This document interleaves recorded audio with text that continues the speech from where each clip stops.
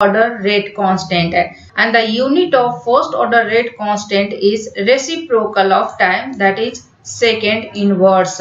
So what does it mean? If the first order reaction has rate constant of 0.03 per second, so what does it mean? It means in 1 second, 3% of the available substrate will be converted into product.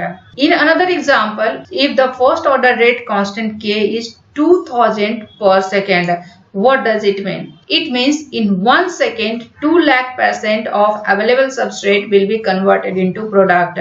And if 2 lakh% of available substrate will be converted into product in 1 second, the reaction will be over within a small fraction of second. Hello everyone, welcome back to my channel. In my last video, I have discussed what are enzymes and what are different classes of enzymes according to International Classification of Enzymes. And in this video, I am going to discuss how enzymes work. As we all know, the enzymatic catalysis of reactions is essential to living system. But under biologically relevant conditions, uncatalyzed reactions tend to be slow. And the slowness of uncatalyzed reactions under biologically relevant condition is mainly due to two reasons. First one is the most biological molecules are quite stable in the neutral pH, mild temperature and aqueous environment inside cells. And second one is the most chemical processes are unfavorable in the cellular environment because of transient formation of unstable charge intermediates, or for any reaction, the precise orientation is required for collision of two or more molecules. And interestingly, enzymes circumvent these problems by providing a specific environment within which a given reaction can occur more rapidly. Before moving to the mechanism of enzyme catalyzed reaction, let me discuss some important terms related to enzyme catalyzed reaction, such as active site, substrate and enzyme substrate complex. Active site is the confines of a pocket on the enzyme within which an enzyme catalyzed reaction takes place. And substrate is the molecule that bond in the active site and acted upon by the enzyme. As you can see in this figure, the gray color represents the enzyme, whereas the red color represents the substrate. As you can see here, the substrate bond to the active site of the enzyme. So now the question is how substrate bond to the active site of the enzyme. Because the surface of the active site is lined with amino acid residues with substituent groups, and that substituent groups bind the substrate and catalyzes the chemical transformation of substrate to product. Moreover, the active site encloses a substrate, sequestering it completely from the solution. And now enzyme substrate complex. An enzyme substrate complex is central to the action of the enzyme, and the existence of enzyme substrate complex was first proposed by Charles Adolphe Urge. And enzyme substrate complex is the starting point for the mathematical treatments that define the kinetic behavior of enzyme catalyzed reactions and for theoretical descriptions of enzyme mechanisms. A simple enzymatic reaction written by this expression. In this expression, E represents enzyme, S represents substrate, ES represents transient complex of the enzyme with the substrate, which is basically enzyme substrate complex. EP represents transient complex of the enzyme with the product, which is basically enzyme product complex, and P represents product. And another important terms related to enzymatic reactions are reaction equilibria and reaction rate. Reaction rate is the speed at which a chemical reaction takes place, or the speed at which reactants are converted into products. For example, in this reaction, A and B converted into X and Y. So in this reaction, A and B are reactants, whereas X and Y are products. So reaction rate is basically speed at which A and B are converted into X and Y, whereas reaction equilibria is the state of a reversible reaction where the rate of forward reaction equal to the rate of reverse reaction. For example, in this reaction, the reactants A and B are converted into products X and Y in a reversible manner. For this reaction, the reaction equilibria is the state where the rate of formation of X plus Y is equal to the rate of formation of A plus B. So while a reaction is in equilibria, the concentration of reactants and concentration of products are constant. And interestingly, enzyme affects only reaction rate, not reaction equilibria. Means enzyme increases the rate of reaction, but enzyme does not affect the reaction equilibria. So now the question is, why enzyme only affects reaction rate, not reaction equilibria? As I have discussed rightly, enzyme affects both the rate of forward reaction as well as rate of reverse reaction equally. Therefore, reaction equilibria does not affected and only reaction rate is affected. And any enzymatic reaction is described by reaction coordinate diagram. So what is the reaction coordinate diagram? Reaction coordinate diagram is the picture of energy changes during the reaction. And in biological system, energy is described in terms of free energy, and the free energy is represented by G. So in the reaction coordinate diagram, free energy of the system is plotted against the progress of the reaction. So in the reaction coordinate diagram, the horizontal axis reflects the progressive chemical changes as substrate is converted to product, and the progressive chemical changes is bond breakage and bond formation, whereas the vertical axis reflects the free energy change for substrate to product conversion.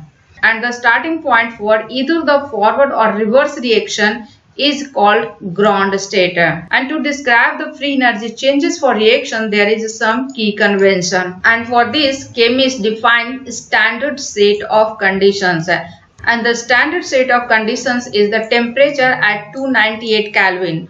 Partial pressure of each gas is 1 atmosphere or 101.3 kilopascal, and the concentration of each solute is 1 molar. So these conditions define as a standard set of conditions, and under these conditions the free energy change for a reacting system is delta G naught, and delta G naught is the standard free energy change. But biochemical systems commonly involve hydrogen ion or H+. And in biochemical system, the H+ concentration is far below 1 molar. As it is far below 1 molar, it does not reflect standard set of conditions. Then biochemists define a biochemical standard free energy change. And biochemical standard free energy change is represented by delta G prime naught. So delta G prime naught is the biochemical standard free energy change or standard free energy change at pH 7. In any enzymatic reaction, the equilibrium between substrate and product reflects the difference in the free energies of their ground state. In this reaction coordinate diagram, you can see the free energy of the ground state of product is lower than that of free energy of the ground state of the reactant. So for this reaction, the biochemical standard free energy change, that is delta G prime naught, is negative.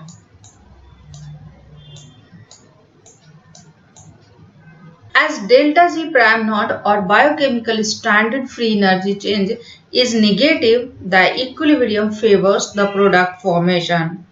And the position and direction of equilibrium are not affected by any catalyst. And a favorable equilibrium does not mean that substrate to product conversion will occur at a detectable rate, because the rate of reaction is dependent on an entirely different parameter, and that parameter is known as energy barrier between substrate and product.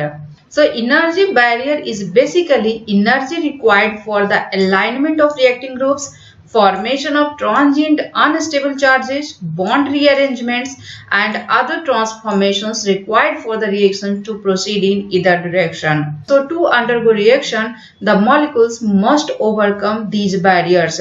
therefore must be raised to a higher energy level. And for enzymatic reaction, the reaction coordinate diagram is illustrated by energy hill, as you can see here. And at the top of the energy hill, there is a point at which decay to either substrate or product is equally probable, and it is downhill either way, as you can see here, and this point is known as transition state.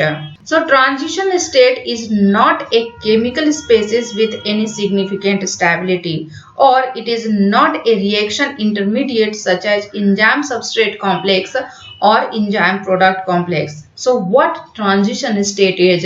So transition state is simply a fleeting molecular moment in which events such as bond breakage, bond formation and charge development takes place to the precise point at which decay to either substrate or product is equally probable. And the difference between the energy level of the ground state and the transition state is known as activation energy, and the activation energy is represented by delta G plus plus, or you can say activation energy is the free energy required to attain the most unstable transition state, and it is major determinant of the reaction rate. Means if activation energy is higher, the reaction is slower, or vice versa, means if activation energy is lower, the reaction is faster. So what are the factors that are responsible to increase the reaction rate? So reaction rate can be increased by raising temperature or pressure. So what happened after we increase the temperature or pressure? So after increasing the temperature, the number of molecules with sufficient energy to overcome the energy barrier is increased. Moreover, reaction rate can also be increased by lowering the activation energy. Means the activation energy can be lowered by adding a catalyst. Therefore, catalyst or enzyme enhance the reaction rate by lowering the activation energy. So in conclusion, enzymes does not affect the position and direction of reaction equilibria. Enzyme enhance reaction rates by lowering activation energy, and enzyme is not used up in the process, and finally in the presence of appropriate enzyme, reaction reaches equilibrium much faster. For example, if there are two reactions takes place, one in the absence of enzyme and second one is in the presence of enzyme. So for the second reaction, the equilibrium reaches much faster as compared to the first, because the rate of reaction is increased in the second reaction which takes place in the presence of enzyme. As any enzymatic reaction has several steps, which involves formation and decay of transient chemical species, and that transient species is known as reaction intermediates. So a reaction intermediate is any species on the reaction pathway that has finite chemical lifetime, which is longer than molecular vibration and equal to approximately 10 to the power minus 13 seconds. So when the substrate to product reaction is catalyzed by an enzyme, the enzyme substrate complex and enzyme product complex considered as a reaction intermediate. But substrate and product are not reaction intermediate because they are stable chemical species, and the enzyme substrate complex and enzyme product complex occupy values in the reaction coordinate diagram, as you can see here. And the interconversion of two sequential reaction intermediate constitute the reaction step. So when the several steps occur in a reaction, the overall rate is determined by the step with highest activation energy. So the step with the highest activation energy is called rate limiting step. And for many enzymes, several steps may have similar activation energy, which means they all are partially rate limiting. So till here we have discussed reaction equilibria, reaction rate, biochemical standard free energy change and activation energy. So now the question is how these terms are linked with each other. and the reaction equilibria is linked with the biochemical standard free energy change, that is delta G prime naught, whereas reaction rate is linked with activation energy, that is delta G plus plus. So coming to the reaction equilibria. For an enzymatic reaction, substrate to product conversion and equilibrium is described by equilibrium constant, and the equilibrium constant is K equilibrium or simply by K. But under the standard conditions, the equilibrium constant is denoted by K prime equilibrium or K prime, and the K prime equilibrium or K prime is equal to concentration of product divided by concentration of substrate. As reaction equilibria is linked with biochemical standard free energy change. So now the question is, what is the relationship between equilibrium constant and biochemical standard free energy change? And the relationship between equilibrium constant and biochemical standard free energy change is described by a well-known expression which comes from thermodynamics, and that expression is this: delta G prime naught is equal to minus RT ln K prime equilibrium. So in this expression, R represents gas constant and the value of gas constant is 8.315 joule per mole Kelvin, and here in this expression T represents absolute temperature and the value of absolute temperature is 298 Kelvin or 25 degrees Celsius. Now coming to reaction rate. Reaction rate is the speed at which chemical reaction takes place, or the speed at which reactants are converted into products. And the reaction rate is linked with activation energy, that is delta G plus plus. And the rate of any reaction is determined by two important factors. First one is the concentration of the reactant or reactants, and the second one is the rate constant. So for example, for unimolecular reaction means the reaction in which one molecule is involved, the substrate to product conversion, the rate, which is also known as velocity of the reaction, and it is represented by V, and the rate of reaction is expressed by a rate equation, that is V equal to K multiplied by substrate concentration. So in this expression, V represents the amount of substrate that reacts per unit time, and from this expression K is the rate constant and S is the substrate concentration. So from this reaction we can see that the reaction rate depends only on the concentration of substrate. And for first order reaction, K is known as first order rate constant, and the unit of first order rate constant is reciprocal of time, that is second inverse. So what does it mean? If the first order reaction has a rate constant of 0.03 per second, so what does it mean? It means in 1 second 3% of the available substrate will be converted into product. In another example, if the first order rate constant K is 2000 per second, what does it mean? It means in 1 second 200,000% of available substrate will be converted into product. And if 200,000% of available substrate will be converted into product in 1 second, the reaction will be over within a small fraction of second. But if the reaction rate depends on the concentration of two different compounds, or the reaction is between two molecules of the same compound, then in this condition the reaction is referred as second order. And for second order reaction, K is the second order rate constant, and the unit of second order rate constant is per mole per second. And for second order reaction, the rate equation becomes this. Means in the second order reaction, the reaction rate depends on the concentration of two different compounds.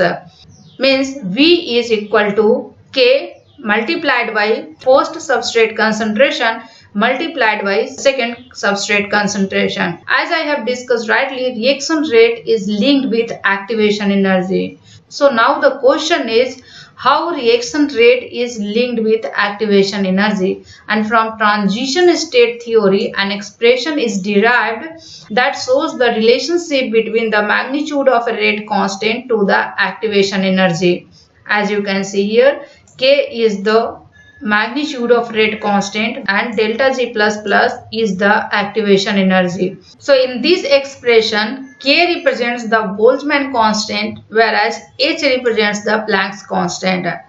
And from this expression, we can clearly see that the relationship between the rate constant and activation energy is inverse and exponential. And this is the basis for the statement that lower activation energy means faster reaction rate. Means if the value of activation energy is lower, the value of rate constant is higher, and a higher rate constant means faster reaction rate. So in conclusion, enzymes increases the reaction rates by lowering the activation energy. So now the question is how enzymes lowers the activation energy. As we have seen that enzymes are extraordinary catalyst, means enzymes enhance the reaction rate in the range of 5 to 17 orders of magnitude. And second one is the enzymes are very specific, means enzymes readily discriminate between the substrates and the substance which has quite similar structure to the substrate. So in conclusion, enzymes are extraordinary catalyst and enzymes are very specific. But the question is how enzymes do these enormous and highly selective rate enhancements, and what is the source of energy for the dramatic lowering of activation energies for specific reactions. And the answer to these questions has two distinct parts. First one is related to covalent bonds and second one is related to non-covalent interactions. And these two parts are interrelated. So the first part is the rearrangement of covalent bonds during an enzyme catalyzed reaction. And the second part is the weak non-covalent interactions between enzyme and substrate. So let's first discuss the rearrangement of covalent bonds during an enzyme catalyzed reaction. As there are many functional groups are present on enzyme and substrate, and these functional groups may be specific amino acid side chains, it may be metal ions, or it may be coenzymes.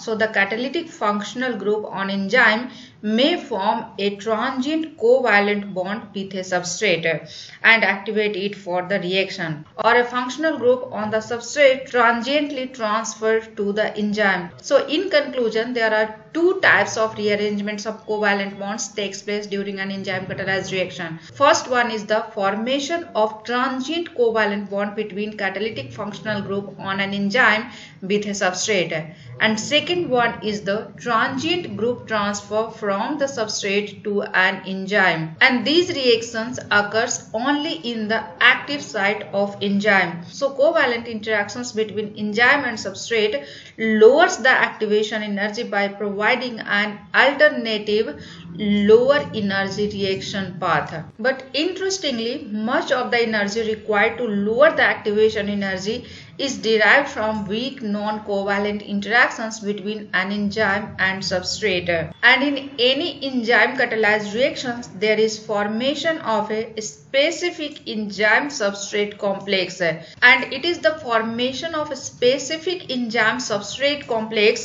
that differentiates from most other catalysts. And the formation of a specific enzyme substrate complex involves weak non-covalent interactions, and these weak non-covalent interactions are hydrogen bonds, hydrophobic and ionic interactions, and the formation of each weak non-covalent interaction in the enzyme substrate complex leads to release of small amount of free energy, and this small amount of free energy provides a degree of stability to the interaction, and the energy derived from enzyme substrate interaction is known as binding energy, and the binding energy is represented by delta Gb, and this binding energy is the major source of energy used by enzymes to lower the activation energies of reactions.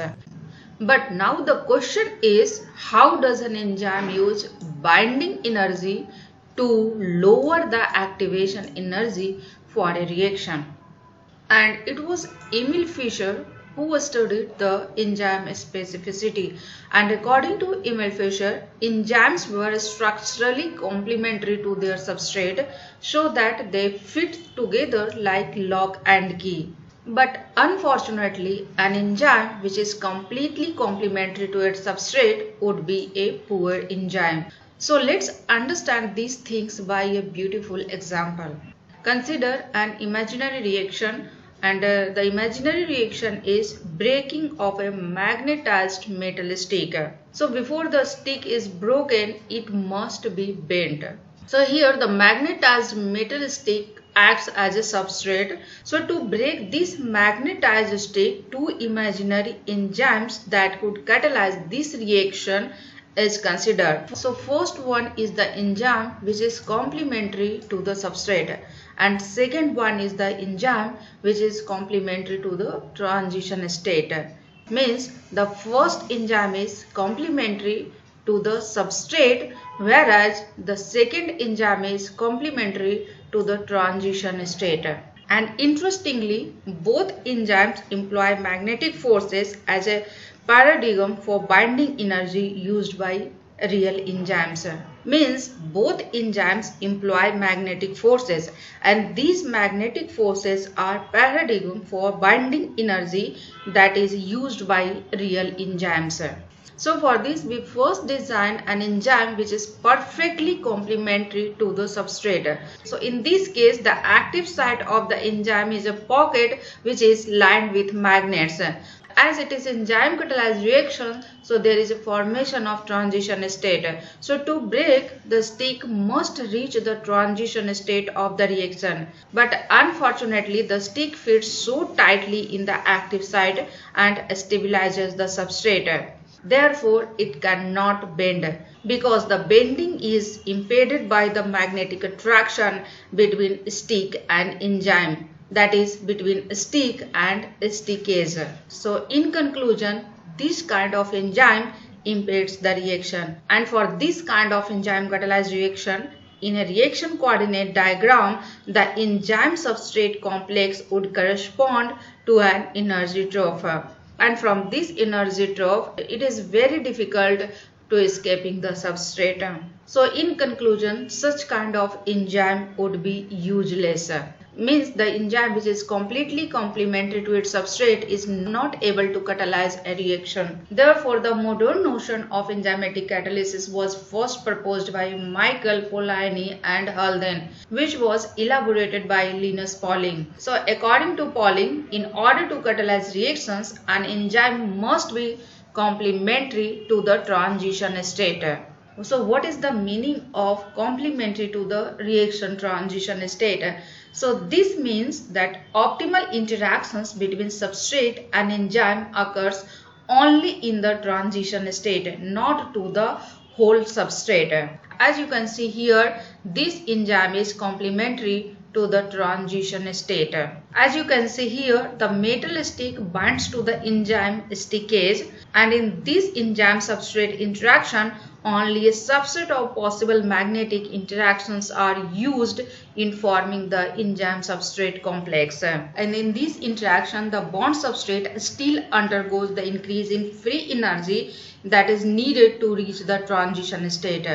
In this interaction, some weak interactions are formed in the enzyme substrate complex, but the full complement of such interactions between substrate and enzyme is formed only when the substrate reaches the transition state. And it is the weak binding interactions between the enzyme and the transition state of the substrate that provides a substantial driving force for magnetic catalysis.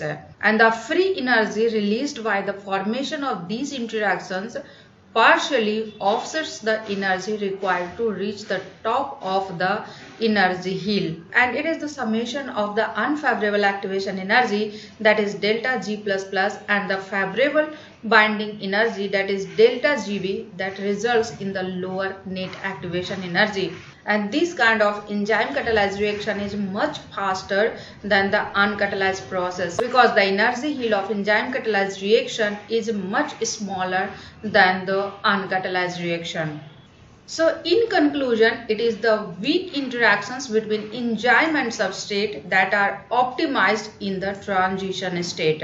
Now coming to the contribution of binding energy to reaction specificity and catalysis. So let's first discuss specificity and later on we'll discuss catalysis. So specificity is ability to discriminate between a substrate and a competing molecules. If the functional group of the active site of an enzyme arranged optimally to form a variety of weak interactions with a particular substrate in the transition state. So in this case, the enzyme interacts with their substrate to a greater extent, and this enzyme will not be able to interact to the same degree with any other molecule. That is, the enzyme will not be able to interact to the same degree apart from their substrate. For example, if the substrate has a hydroxyl group and this hydroxyl group forms hydrogen bonds with specific glutamate residue on the enzyme active sites.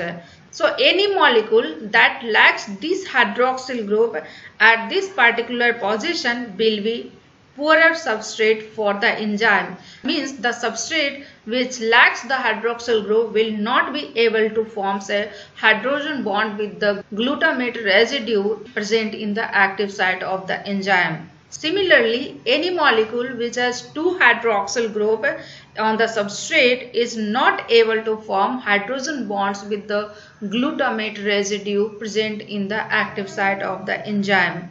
So from these examples, we can say that specificity is derived from the formation of many weak interactions between the enzyme and its specific substrate molecule. Now coming to the importance of binding energy to the catalysis, and we can understand the contribution of binding energy to catalysis by this example. Triose phosphate isomerase is one of the glycolytic enzymes, and it catalyzes the interconversion of glyceraldehyde 3-phosphate and dihydroxyacetone phosphate. And this reaction is basically rearrangement of carbonyl group and hydroxyl group at position carbon number 1 and carbon number 2, as you can see here. In glyceraldehyde 3-phosphate, there is carbonyl group at carbon number 1 and hydroxyl group at carbon number 2.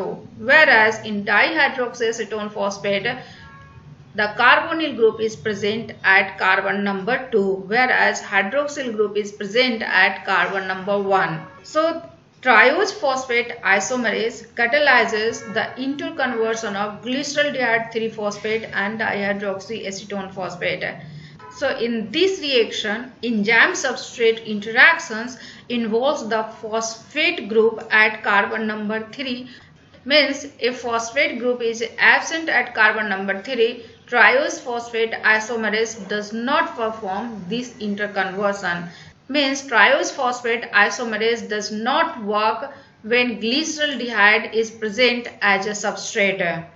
And these are the prominent physical and thermodynamic factors that contribute to the activation energy, which acts as a barrier to the reaction. And the first one is the entropy of the molecules in solution. And the entropy of the molecules in solution reduces the possibility that they will react together. Second one is the solvation shell of hydrogen bonded water that surrounds and helps to stabilize most biomolecules in aqueous solution. Third one is the distortion of substrates that must occur in many reactions. And fourth and last one is the need for proper alignment for catalytic functional groups on the enzyme. and these barriers can be overcome by binding energy. So in conclusion, binding energy is used to lower the activation energy in enzyme catalyzed reaction. So this is all about how enzymes work and how binding energy is used to lower the activation energy. And in my next video, I'll discuss the different mechanism of enzyme catalysis.